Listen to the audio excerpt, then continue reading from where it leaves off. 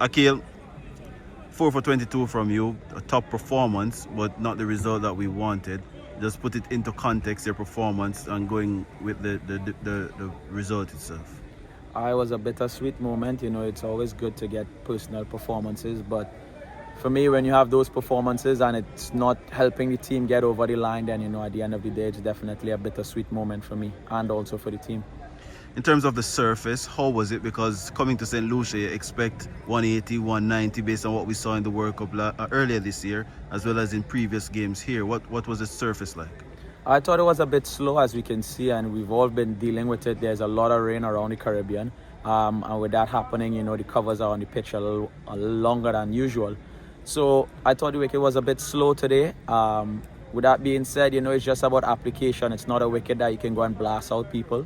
There is something in it for batsmen and bowlers, and you do get value for your shots. Even though the outfield was quite wet, if you hit the ball along the ground, it raced pretty quickly to the boundary. So it was a good cricket wicket, I would say. It was just not one that you can go and smash it around the park from ball one.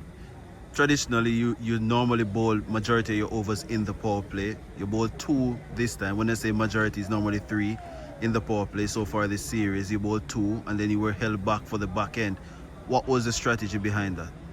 Kudos to Rovman Powell. We had a lot of chat yesterday, and it's about trusting guys and believing in them, and allowing our fast bowlers to use their new ball skills as well in the power play. Yes, we know it's difficult, but it's a bright light shining on our bowling unit as well, going forward, to see that most guys now can put their hands up and accept that challenge with the new ball. So I think going forward, it's only a benefit for us. And obviously, the ODI series, 3 tosses went to the team that bowled first, and they won the game. Here in the T20s, 3 tosses won by the team that has chased. How important has the toss been in this series? I know obviously you don't want to use it as an excuse. It's always difficult, a toss being 50-50. And as you said, we're not using it as an excuse. But, it is a little more challenging, batting first, with the pitch being a little slower than usual, or you might get some seam movement, as we saw earlier today. So there is a challenge. It produces a challenge, batting first.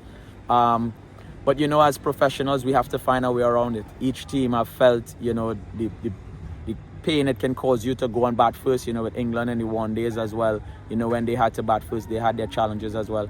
And now you can see with us. But with that being said, we're all professionals and we need to find a way around it, Whether it be you take a slower start, a more cautious approach, and then you explode, in the middle phase and in the back end of the game. We just have to come up with strategy and find a better way. And finally, obviously 3-0 down, but still a lot to play for in the wider scheme of things, because ranking points are still at stake.